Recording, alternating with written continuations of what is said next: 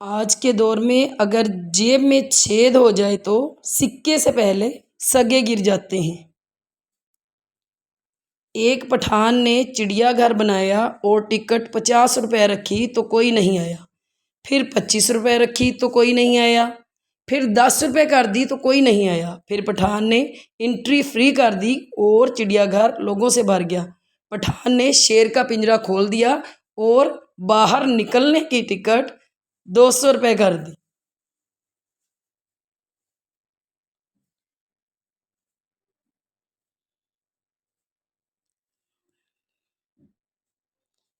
Hello, اور سنو، جتنی مرضی انگریزی پڑھ لو، خواب تو اردو میں ہی آنے ہیں۔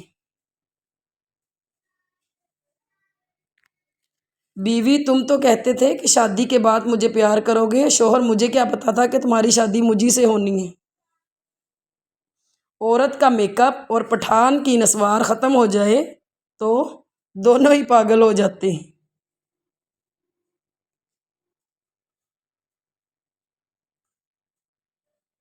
مہمان آئے، ماما نے کہا جا کے مہمانوں کو کھانے کا پوچھو۔ میں نے پوچھا انکل کھانا کھا کے آئے ہیں یا گھر جا کے کھائیں گے؟ پھر پتہ نہیں مجھے مار کیوں پڑی۔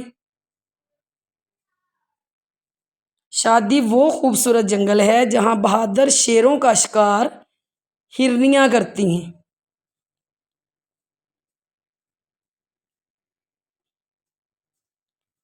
کیا خاک ترقی کی ہے آج کی دنیا نے؟ بیچارے مریض عشق تو آج بھی لا علاج بیٹھے ہیں۔